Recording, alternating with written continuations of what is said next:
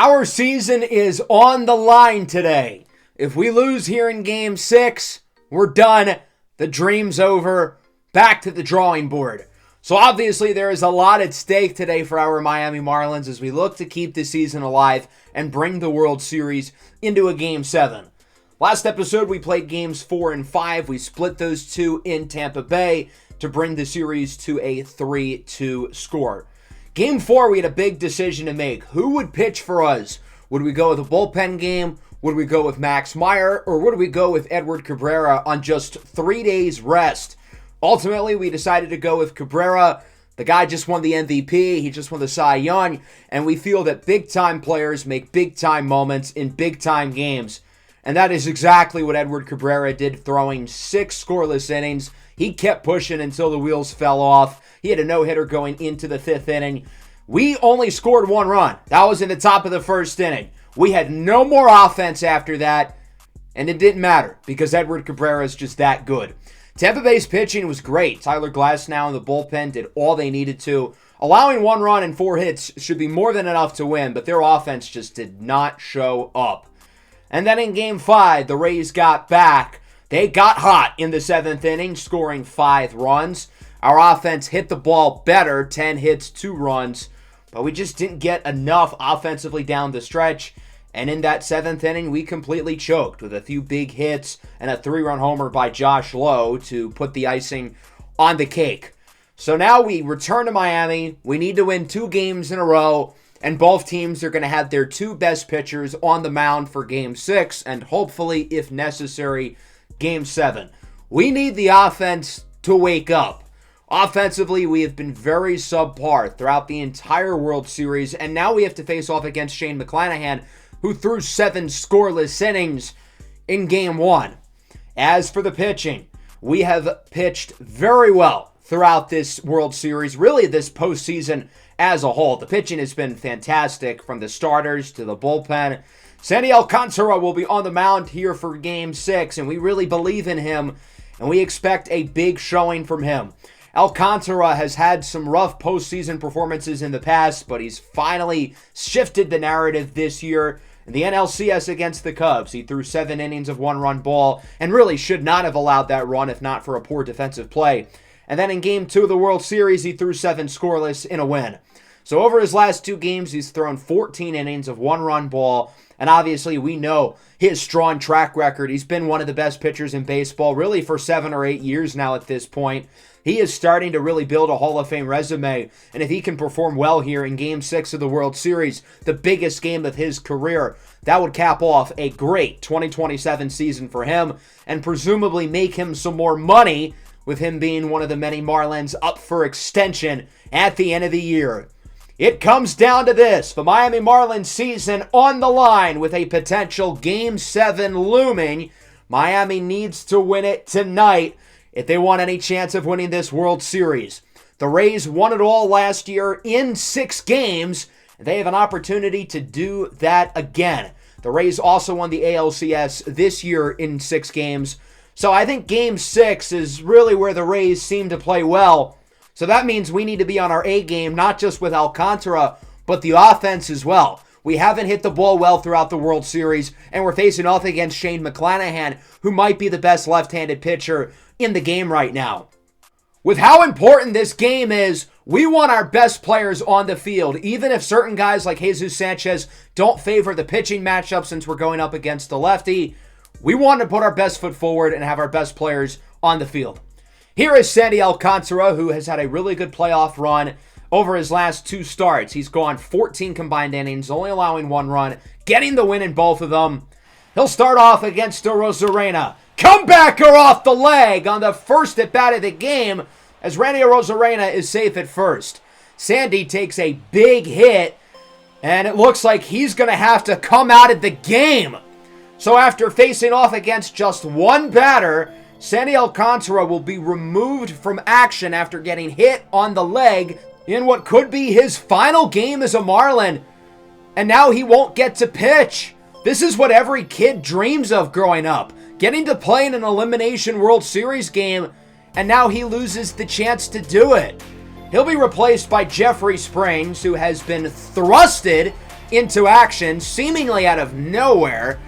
He was not supposed to pitch for the remainder of the World Series, and now we are putting our season into his hands. What an interesting opportunity.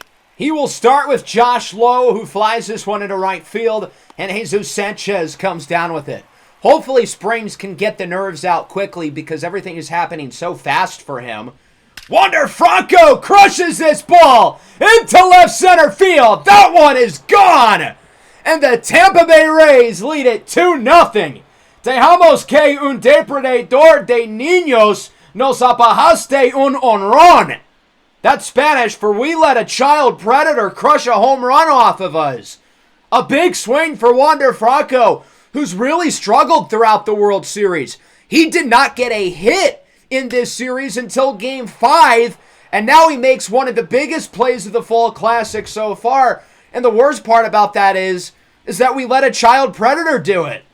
Brandon Lau strikes out on the fastball as Springs looks to quickly get back in the swing of things. Now against last year's World Series MVP, Alfredo Herrera, who strikes out as well.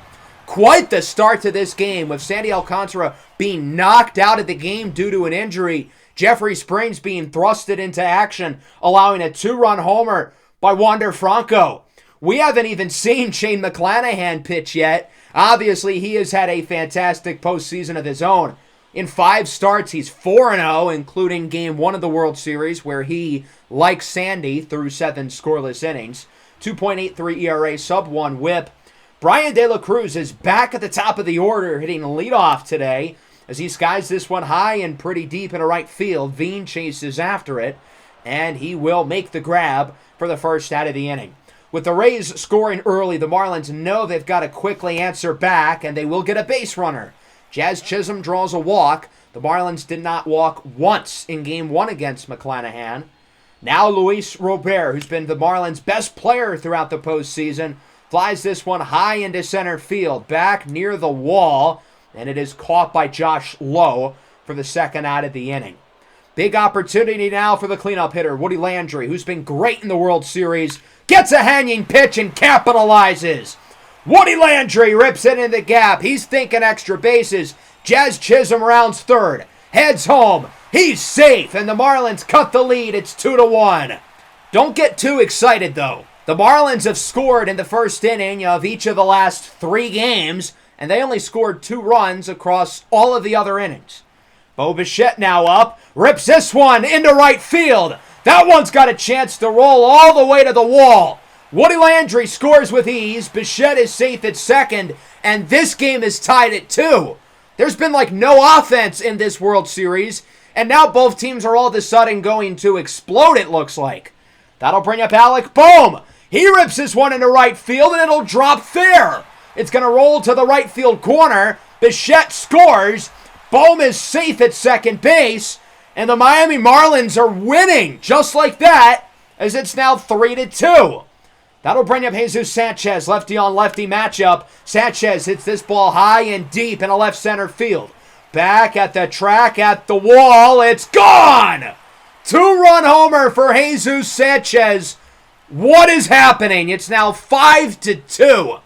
Sanchez with his 3rd homer of the postseason, his 2nd in as many games, and Miami has scored 5 runs seemingly with a blink of an eye.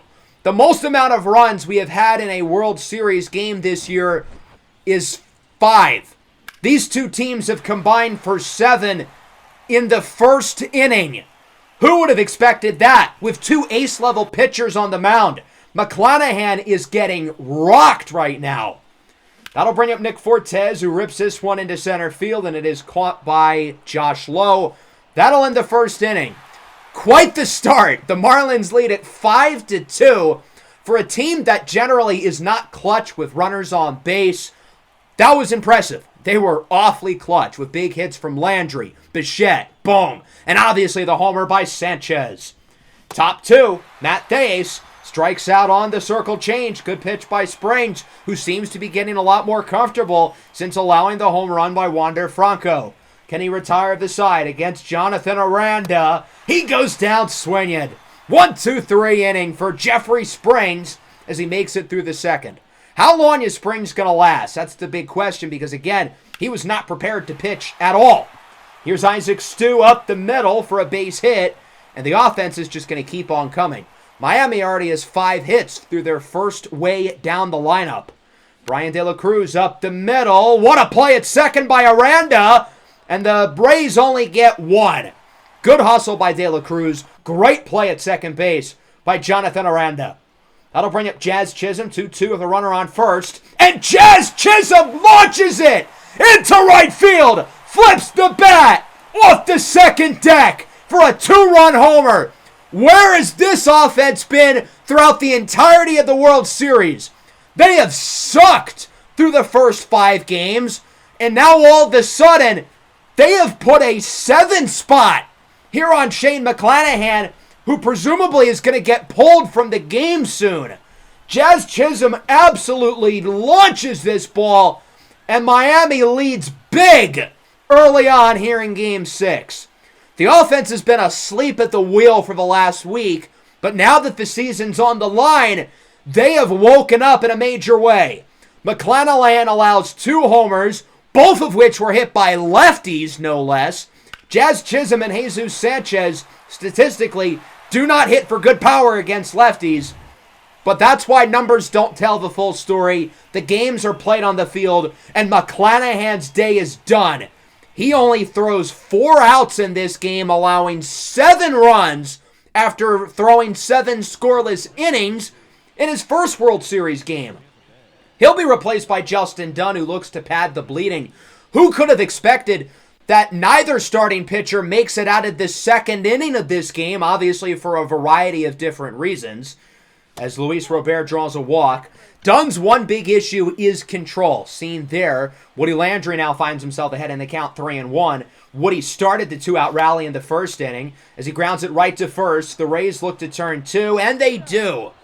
Nonetheless, a strong second inning. The Marlins add 2 more runs off of the homer by Jazz Chisholm, and thus yank McClanahan out of the game. Into the third, Isaac Paredes hits this ball well into right. Sanchez chases after it, and he makes the play for the first out. Springs is not allowed a base runner since the home run by Franco. Arozarena goes down looking on the fastball. Nice pitch by Springs, his 5th strikeout of the game. Now against Josh Lowe. Hits this one well into the gap. That'll go for extra bases, rolling all the way to the wall. And Lowe is aboard at second with a double. We'll see if the Rays can really look to bring themselves back into this game here in the 3rd inning with Wander Franco up, who hit the home run earlier. He's ahead 3-1, hits it sharply over to second. Jazz Chisholm fields it cleanly, and he makes the throw to wrap up the inning. Jeffrey Springs looking solid since allowing the homer. I can't imagine he's going to stay in the game too much longer, maybe another inning or 2 out of him. Got to give him a ton of credit for coming into this game completely unprepared, and he looks really solid. Now, he's gotten a lot of run support, obviously. The Marlins with 7 runs already. They have not scored more than 5 in a World Series game this year, as Bichette shouldn't have swung at that pitch. Dunn fools him on the slurve for the first out of the inning. That'll bring up Alec Bohm now. Had a big RBI in his last at-bat, like Bichette. And he gets fooled by the slurve as well, swinging and missing. That pitch is absolutely filthy.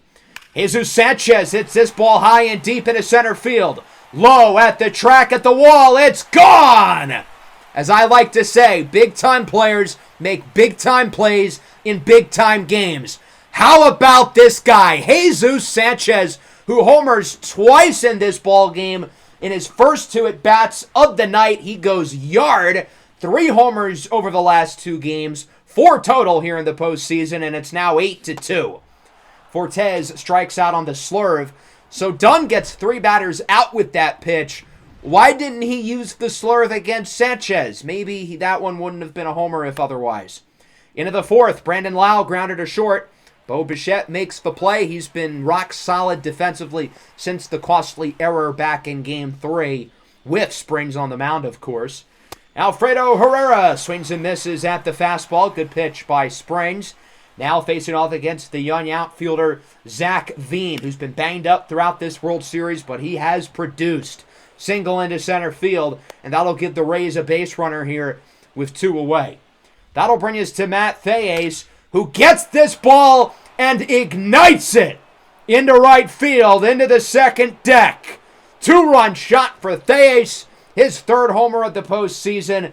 The Rays are not going to lay down and die. They're going to cut the lead down to 4 with a 2-run blast for Theis going 424 feet.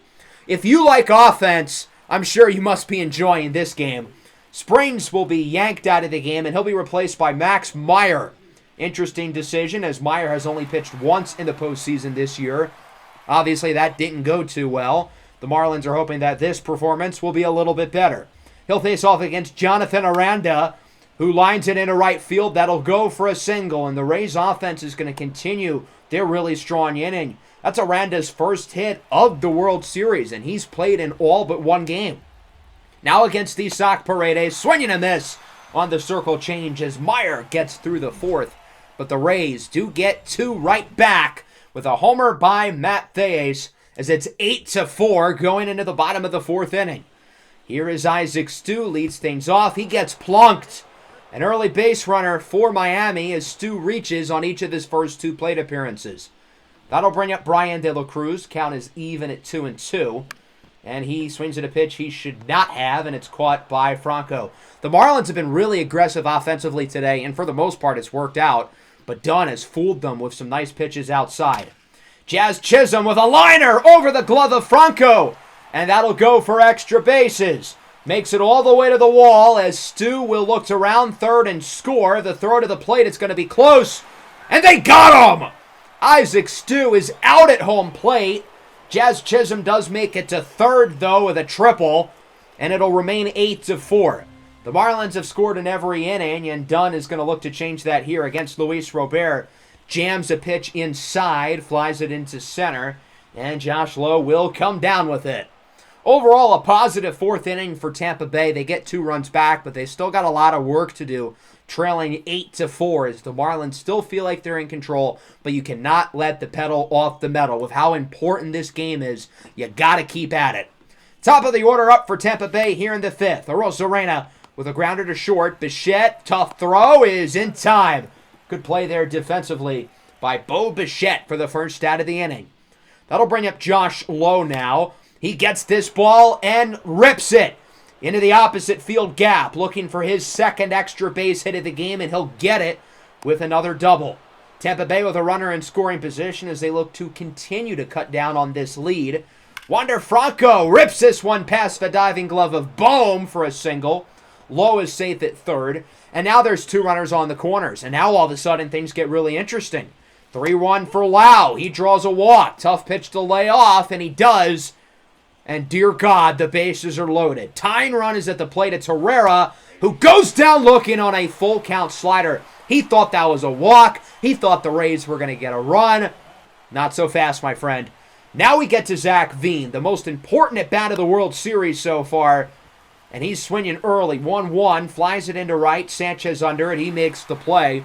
That'll wrap up the 5th inning. The Rays leave the bases loaded as it remains 8-4. Good job by Meyer to get out of the jam. I cannot imagine he will return to the 6th inning, as that inning just got a little bit too close for comfort. Bottom 5, Woody Landry leads things off, rips it up the middle. Good play by Jonathan Aranda. Throw to first is in time for the out. Woody's been quiet after his big double back in the 1st inning. That'll bring up Bo Bichette now. 1-2 pitch on its way from Dunn. And he rips this one into center, his second hit of the game. Bo Bichette obviously has had a slightly disappointing World Series. Offensively, he hasn't been consistent. Defensively, he had the big error. But he's definitely played better as these games have gone along. Boom, grounds it to short. 6-4-3. Inning-ending double play. I got to give a ton of credit to Justin Dunn. He's really weathered the storm, and he's kept the Rays in the game. Let's go top 6 now. It'll be Griffin Jax coming out of the bullpen for the Marlins, who I expect to use a lot of their better relievers as this game goes along. I get we want to preserve some arms for Game 7, but we have not advanced to Game 7 yet. We got to win this game first. Bohm blocks the ball from Theis. Throw to first is in time. Good defense at the hot corner by Alec Bohm, making up for the double play that he just grounded into. That'll bring up Jonathan Aranda. Goes down looking on the fastball. So far, so good here from Griffin Jax, the trade deadline acquisition from Minnesota. Paredes hits this one down the line and fair. Sanchez takes a bad route on the ball, and that one will go to second for a double. The Rays with a runner in scoring position as they again look to cut into this lead. Randy Arozarena with a grounder to short. Bo Bichette, throw to first, is in time. Good inning for Griffin Jacks as the Marlins still lead by 4. The offense really hasn't done anything since the Jesus Sanchez homer back in the third. Luckily, Jesus Sanchez is first due up. A homer and a homer. That's what the scorecard said so far for Sanchez, who's ahead 3-1. Doesn't hit a homer, but a single works too. Sanchez was great last year in the postseason. He's been great again this year. I think the on fire here in the background is a perfect representation of his bat now. Muy and fuego. That'll bring up Nick Fortes, who hits this one into right center. Lowe chases after it, and he will come down with it for the first out of the inning. Sanchez heads back to first. That'll bring up Isaac Stu. He's reached base on each of his first 2 at-bats today, looking to do it again as Stu rips this one into left field, and that one goes off the wall. It looks like the runner's going to be held up at third. Stu is going to be safe at second, just barely, and now the Marlins have 2 runners in scoring position. Brian De La Cruz historically is not a great clutch performer, but he's going to look to right his wrongs right here. Rips it into center field. That should score 2. 109 off the bat from De La Cruz. Going to be close here at home, and Stu is safe. Good throw at center by Josh Lowe. But nonetheless, the Marlins get 2 additional runs with a big RBI single from Brian De La Cruz, and they add to the lead as it's now 10-4. Look at this one again. Super close as Justin Dunn is yanked out of the game. Dunn allows 3 runs in a little over 4 innings, but again, I feel like he pitched really well for the Rays today, especially in comparison to McClanahan. He'll be replaced by Luis Patino, who faces off against Jazz Chisholm. Full count. Pops this one up into left center field, and it will be caught by Arozarena for the second out. That'll bring up Luis Robert now, 2-2. Runner on first, 2 away. 6-run lead, and Robert hits this one well into right field, but it is caught by Veen. Another good inning for the Marlins. They add 2 additional runs with the RBI single by Brian De La Cruz. Into the 7th now, Reynaldo Lopez, Mr. Reliable, is into the game for the Marlins. He's only allowed 1 run here in 7 1/3 innings in the postseason, and he's going to look to keep it going. 2, 3, 4 hitters due up for Tampa Bay. That starts with Josh Lowe. He's going to ground this one to second. Jazz Chisholm deflects it, but Lowe is safe at first. He's had a great game for the Rays, his 3rd hit of the night. Wander Franco rips this one up the middle. That'll go for a single, and Lowe will make it to third. He is safe. Quick start for Tampa Bay here in the 7th, as Mr. Reliable doesn't look so reliable so far. So runners are on the corners now, nobody out. If the Rays want to get back in the game, this is where they've got to do it. So Franco would eventually steal second, as Lau grounds out to first. Woody Landry tags the base. Run scores, though, and it's now 10-5. That will bring up Alfredo Herrera, the catcher. He flies this one into center field. Sanchez is under it. He's going to make the play. Franco looks to score. The throw from Sanchez to home plate is a dime. He got him out! Double play! What a throw by Jesus Sanchez, who's had a performance for the ages tonight. 3 for 3, 2 homers, and now he launches a dart to home plate to throw out the child predator. Great tag as well by Fortes. It almost looks like in real time he was safe, but we're not going to give a pedophile any benefit of the doubt. Bottom 7, Woody Landry leads things off. He draws a walk with Patino still in the game. That's going to bring up Bo Bichette now, 2 for 3. He's had a productive day offensively, but he puts this one on the ground. Paredes to Aranda, over to Theus. 5-4-3, double play as the Rays will turn 2. That'll bring up the third baseman, Alec Bohm. Pops this one up. That's a tough pitch to hit. It's in the strike zone, but that one's high and inside, and it will be caught in foul territory to wrap up the 7th. Miami in clear control of this game. They lead 10-5. They absolutely cannot blow it. It is time for Paul Sewald to pitch. 6.43 ERA in the postseason for Sewald. He hasn't been all that great here in October, as he allows a walk to Zach Veen. That'll bring up Matt Theus now. Had the big homer back in the 4th inning. He's behind 1-2. and watches a slider sail right by him, right down the middle. What was he waiting for? Jonathan Aranda flies this one into left field. Brian De La Cruz is under it, and he will come down with it for the second out of the inning.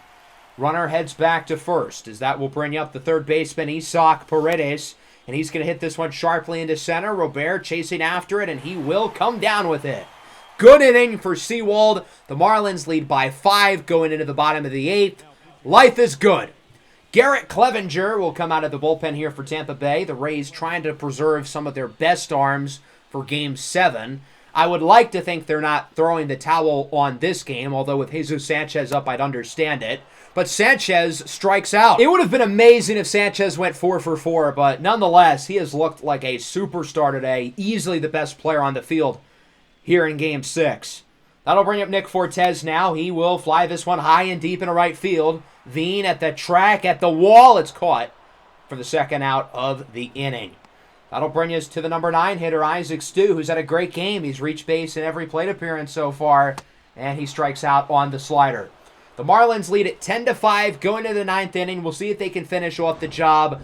We want no funny business. We want to sail right through the inning, so because of that, we're going to bring in Johan Duran. We're going to make sure he doesn't throw more than like 15 pitches because there's a solid chance we might need him for Game 7. But we're still going to pitch him here in Game 6. As Arozarena rips it down the line, De La Cruz makes a horrible angle on the ball. I think Arozarena would have probably gotten a double anyway, so he will start the inning in scoring position, and a nice opportunity presents itself for Josh Lowe. He hits this one into left field. De La Cruz slow to get to it, and that'll be Lowe's 4th hit of the game, his 3rd double, and it's now 10-6.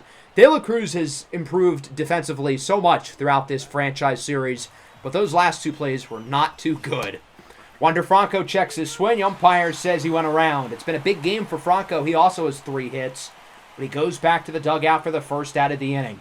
That'll bring up Lau. I don't know what he was waiting for. That pitch was a beauty. 2-2. Hits this one well into left field. De La Cruz after it, and he will make the play. And the Rays are down to their final out here in Game 6. The Marlins can just taste it. They're 1 out away from keeping the series alive and bringing it into a Game 7. Here is Herrera, the 2-1. That pitch in the zone, called strike 2. So now the game comes down to its final strike. We're going to show the whole at-bat here, of course, as Herrera will foul it off. It looked like he swung on that one a little bit late. He knew he had to protect to keep the game alive. Following pitch, again late on the 100-mile-an-hour fastball. It's easy to be late with somebody who throws as hard as Duran. Fouls another one off, this time on the slider. Herrera doing a good job of keeping him in it. 2-2. Grounded to first. Woody will tag the base. And as Joe Buck once said, we will see you tomorrow night.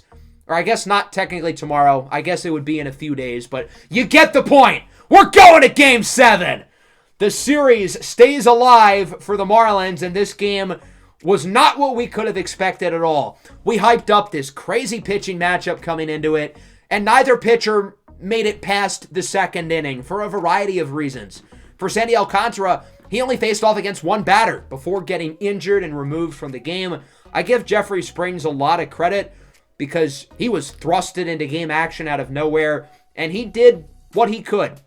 As for Shane McClanahan, he threw 7 scoreless innings in his first World Series appearance, and this time he allows 7 runs, getting the loss. The Rays offense had their best game of the World Series, and if we had hit the ball like we did in any of the first 5 games, we would have lost. Josh Lowe had 4 hits. Franco had 3 hits, including a homer. Theis had a homer. The Rays had more hits than us. They got on base more than we did, but we were more clutch. Who could have expected that? Shane McClanahan obviously struggled, although I thought the rest of the Rays pitching really wasn't too bad. We got most of our damage in early with 8 of our 10 runs in the first 3 innings. Jesus Sanchez, obviously the most notable performer. He goes 3 for 4, homering twice. Jazz Chisholm went deep. Bichette, Bohm, De La Cruz, and Landry also driving in runs. Obviously, Sandy Alcantara's day did not go as expected, and the rest of the pitching staff was fine. I mean, we had a lot of run support, so it's not like they needed to have their best performance. And I think this Sandy Alcantara injury makes things interesting because it's not like he's hurt that badly. So because of that, I think we could open the door for him to potentially pitch in Game 7. Obviously, Cabrera is going to get the start, but with him being only on 3 days rest, we're not going to have him throw 8 innings. We had him throw 6 on 3 days rest in Game 4, and even that I felt like was a bit much. So we're obviously not going to have Cabrera go the entire game. So because of that, we're going to need other guys to pitch. And obviously, we've got a great bullpen available. And if the trainers don't say that Sandy can go, we won't pitch him. But I want to keep the option open because I think having Cabrera and Sandy Alcantara pitch here in Game 7 could prove to be a big advantage for us. And having those guys in the entire game, I would feel very confident in our chances. So next episode will be Game 7 of the World Series. It'll be premiered within the next couple of days, probably Wednesday or Thursday. I'll have an announcement on the community tab, likely within the next 48 hours, to share when the premiere will be. Speaking of premieres, tomorrow night we'll be premiering the NBA Draft for the Portland Trail Blazers franchise, so that should be a lot of fun. Make sure to leave a like and subscribe to the channel if you are new. Peace out.